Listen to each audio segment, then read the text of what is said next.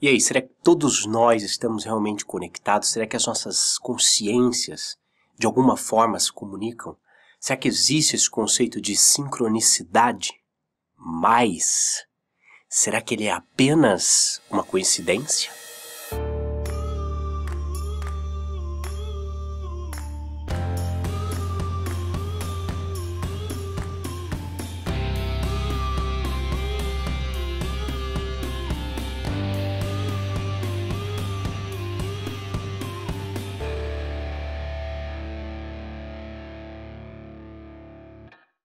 Muito tem se falado ultimamente, tanto no cinema quanto nos seriados de TV, sobre esse termo sincronicidade, ou, melhor ainda aprofundando, sobre a possibilidade das nossas consciências, de alguma forma, estarem conectadas e sobre a possibilidade de comunicação, de troca de informação das nossas consciências. Isso, obviamente, sem que haja uma proximidade de espaço e sem que haja um limite de tempo. Se você assistiu, por exemplo, existe um filme recentemente lançado chamado Synchronicity, que vai falar sobre isso.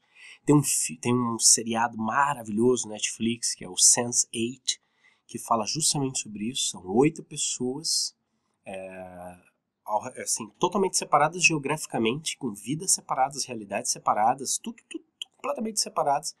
E essas pessoas começam a de alguma forma, partilhar a experiência umas às outras. Né? Elas começam a se conectar e elas começam a se conhecer, a se comunicar, e elas começam a partilhar e a vivenciar as experiências. E em algumas situações, por exemplo,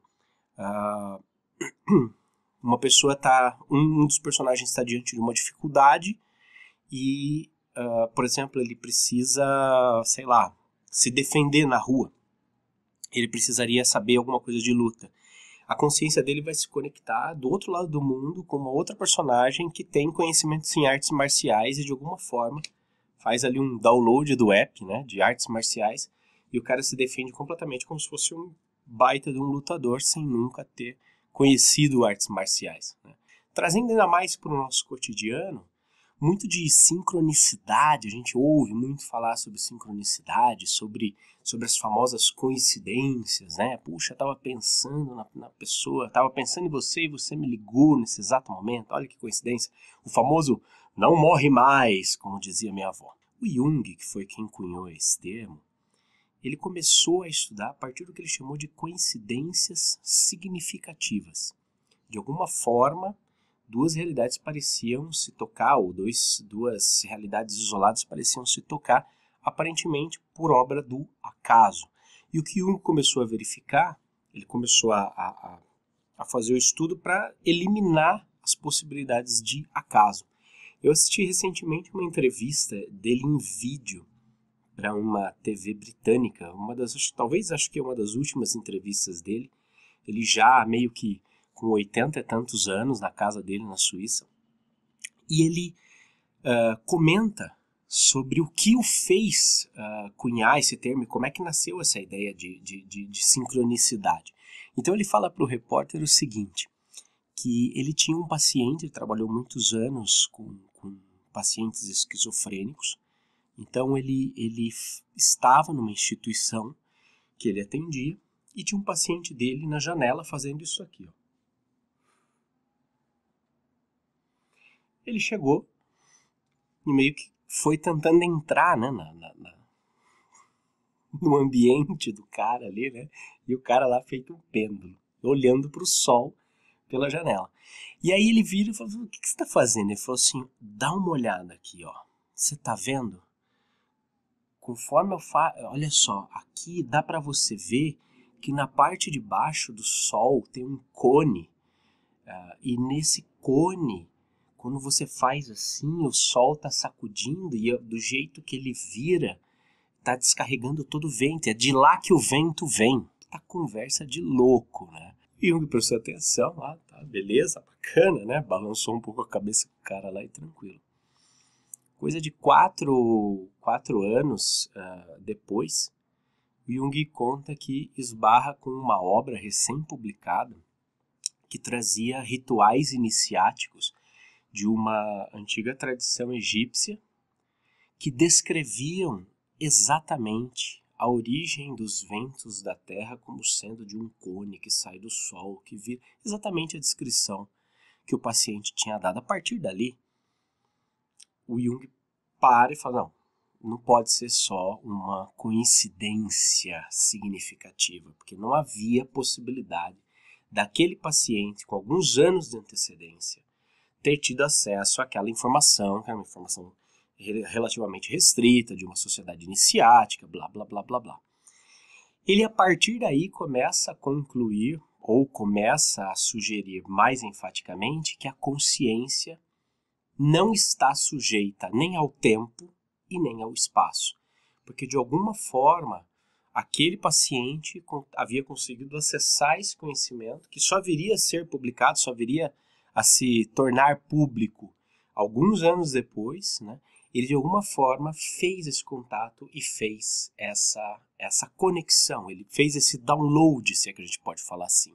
O legal é que além de concluir, ou além de entender que a consciência não estava sujeita ao tempo e não estava sujeita ao espaço, o Jung também conclui uma segunda coisa a partir daí que é sensacional, né? Que revela realmente a grandeza dessa mente. Se a consciência não está sujeita ao tempo e não está sujeita ao espaço, ela também não está sujeita à morte. Porque a morte é uma coisa dessa dimensão, desse momento, espaço-tempo que nós estamos vivendo. Logo, se a consciência consegue, em alguns momentos, acessar conhecimentos ou situações ou realidades não locais, isso indica que ela sobreviva à morte, ou seja, que ela vai além da morte física do corpo. Isso ele concluiu simplesmente analisando as evidências. A gente já falou isso daqui, eu já falei isso daqui há alguns dias atrás, né? Quer dizer, se você não tem evidência, você não tem pensamento científico. Jung é um exemplo brilhante de pensamento científico. E aí, se você trouxer para os nossos dias, tem um cientista mexicano que na década de desaparecido, inclusive na década de 90, o Jacobo Greenberg Zilberbaum. Ele era um neurofisiologista e ele é conhecido historicamente por ser o primeiro cara que fez o experimento de laboratório para tentar demonstrar de alguma forma a possibilidade de conexão entre duas mentes. Como é que ele fez isso? Ele pegou um grupo de pessoas e dentro desse grupo de pessoas ele elegeu duas. Tá? Essas duas pessoas foram orientadas a praticar pelo menos 30 minutos de meditação e orientar a mente para que uma buscasse conexão com a outra. Então eles praticaram 30 minutos de meditação, de introspecção, e o foco mental era conexão com aquela outra pessoa e aquela outra pessoa fazendo conexão com esta primeira. Depois disso, eles separam essas pessoas. Essas duas pessoas foram colocadas em salas separadas com salas que tinham isolamento eletromagnético para que nada pudesse penetrar ali, nenhum tipo de onda de rádio, de micro-ondas, nem nada disso. Ela era eletromagneticamente vedada, essa sala. E aí, a uma das pessoas que havia meditado, os dois ficaram ligados a um eletroencefalograma, que é aquele aparelho que mede atividade cerebral, que mede o funcionamento da nossa mente. E aí, para uma pessoa foi dada uma série de estímulos, flashes, sons, luzes e tudo mais, e para outra não foi dado nada. Não foi dado estímulo algum. Qual não foi a surpresa? Quando 70% das reações que o cérebro que estava sendo submetido àqueles flashes e sons, etc. e tal, 70% das reações que foram mapeadas pelo eletroencefalograma nesse cérebro foram também mapeadas exatamente no mesmo momento pelo segundo cérebro. Isso demonstrou de forma inequívoca que aquelas mentes, de alguma forma, haviam se conectado durante aquele processo prévio de meditação. Estranho é que, em 1994, o Jacobo simplesmente desaparece. Fecha parêntese. Um experimento muito parecido tem também o biólogo Rupert Sheldrake, o biólogo inglês Rupert Sheldrake, publicado num livro que se chama Dogs that know when owners are coming home. Sim, é isso mesmo. Cachorros que sabem quando os donos estão chegando em casa. Se você é dono de cachorro e cachorreiro como eu, você sabe muito bem que cachorros geralmente, pelo menos os meus já são assim, quando eu estou com o carro, entrando com o carro na garagem e eles não têm absolutamente como saber disso ou como ouvir isso, já começa um verdadeiro furdúncio pela casa. Minha mulher sabe se eu estou chegando ou não pela movimentação dos cachorros. A primeira vez que eu viajei, depois que o Dudu mudou para minha casa, por exemplo, a primeira vez que eu viajei para a Suíça, a trabalho para ficar 15 dias, foi acho que o primeiro grande período que eu fiquei longe dele, foi um aperto no coração. E de alguma forma, lá pro 10º dia de viagem, mais ou menos, eu estava trabalhando naquela correria, mas no 10º dia me deu um baque, me deu um aperto no coração, me deu uma saudade doída do tal do barbudão. Liguei para minha mãe pelo Skype, falei, ei mãe, como é que tá o Dudu? Ela falou, ele estava muito bem até hoje. Hoje ele deu uma baqueada, hoje ele parece estar um pouco triste. São 2 exemplos idiotas, mas o Rupert tem uma pesquisa muito séria. Aliás, esses são 2 exemplos idiotas, 2 exemplos simples que com certeza você também já teve isso. Todo mundo tem uma experiência ou alguma história dessa para contar. Mas o bacana é que o Rupert fez uma pesquisa ampla, né, sobre esse fenômeno e realmente percebeu não só que os cachorros sabem quando os donos chegam para casa, como também espécies que começaram juntas e que por algum motivo se espalharam pelo planeta, mas continuaram a evoluir da mesma forma, o que é muito interessante também. Ainda na questão da sincronicidade, o próprio Amit Goswami, que é hoje o físico quântico, defensor da física quântica, ou propagador da física quântica mais reconhecido em todo o mundo, ele defende muito fortemente não só essa não localidade da consciência, como ele também defende as implicações que isso traz. Porque veja só, quando a gente fala que 2 mentes podem se conectar, quando a gente fala que a nossa mente pode acessar a conhecimentos que, independente de espaço ou tempo, as implicações disso são muito sérias, as implicações disso são muito grandes, gente. Para pensar um pouco comigo.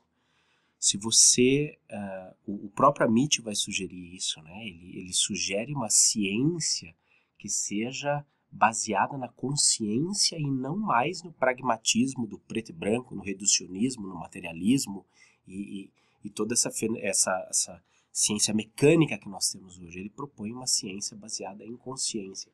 Se você parar para pensar, a questão da sincronicidade, ela nos propõe, ela nos impele a uma reflexão e a uma revisão de paradigma tão amplo, tão grande, que eu penso que a gente não consegue ainda imaginar o que vai ser o mundo daqui 100 anos se a nossa ciência começar a se pautar na consciência a partir de hoje. Nós não vamos ter como prever a grandiosidade desse mundo. Até porque, por exemplo, você tem caras como Einstein, por exemplo, que afirmava assim, veementemente, que o trabalho dele era 95% às vezes de ócio, de inspiração, de divagação, para 5% de tradução prática. Era um momento assim, completo de abertura, de conexão, né, com conhecimento, e que de alguma forma, e depois isso era resumido, o trabalho depois dele era ela tentar sintetizar isso, né, tentar colocar isso de uma forma pragmática, de uma forma cartesiana, para que aquilo tivesse aplicações práticas no dia a dia. Para falar um pouco de implicações, pensa um pouco no que poderia ser a nossa vida, o nosso dia a dia, ou o que pode ser o nosso dia a dia, pautado nessa habilidade que a nossa consciência tem de acessar conhecimentos. Pensa no que poderia ser o seu dia a dia. E eu não estou falando só de espiritualidade, gente. Aliás, eu nem estou falando de espiritualidade hoje. Eu estou falando de conhecimento, eu estou falando de sincronicidade, eu estou falando de acessar a uma consciência coletiva, a uma nuvem vamos dizer assim, né? Acessar uma nuvem, acessar um servidor, acessar essa internet orgânica de todos nós, que todos nós fazemos parte. Eu estou falando de acessar esse conhecimento que está disponível e cujas evidências já nos mostram que é factível. É factível. Pega, por exemplo, um outro exemplo sensacional disso, né? São aqueles caras que a polícia às vezes contrata, os chamados sensitivos, né? Os caras, através de uma peça de roupa ou de alguma coisa da pessoa desaparecida, os caras conseguem ter clarividências com pistas de onde aquela pessoa possa estar. Isso é sensacional, porque se uma mente faz, todas as mentes podem fazer. Não é que é um ungido, não é que é um santo, não é que é um enviado, não é que é uma pessoa especial, não é que é uma pessoa mediunizada. Não, não tem religião no que eu estou falando. Tem ciência, tem a nova ciência de um novo tempo, a ciência baseada em consciência. Pensa no que poderia ser o seu dia a dia de trabalho. Pensa o que poderia ser, como poderiam ser as suas soluções ou os seus projetos baseados em conhecimentos maiores do que aqueles que você já tem até hoje. Pense no que pode ser a soma do teu conhecimento atual com todos os conhecimentos de todo mundo. Pense no que isso poderia contribuir para as suas realizações. Pense nisso. Pense no que poderia ser, no quanto isso poderia ser maior. Nós temos evidências que nos permitem exercitar e buscar este tipo de realidade, este tipo de sincronicidade, uma sincronicidade madura, uma sincronicidade empreendedora. Não só a sincronicidade de você não morre mais, porque isso é sincronicidade, sabe, porque tudo é coincidência, toda coincidência vira sincronicidade também, né? Já cria uma aura mística, né? Então, vamos para o aspecto prático, vamos para o aspecto útil da coisa. Pensa no que pode ser a sincronicidade hoje para você, para resolver, para fazer parte da sua vida, para fazer parte dos seus projetos, das suas iniciativas de empreendimento. Você vai perceber, cara, que você já está pisando numa nova era, que essa realidade está disponível para você e que ela existe. Eu sei que tem um monte de gente que me critica e fala que eu sou muito animado, muito positivo, muito... outro dia aí descobri até que tem um blog só para falar mal de mim, que eu sou entusiasta, aquariano, sei lá o que mais que os caras falam.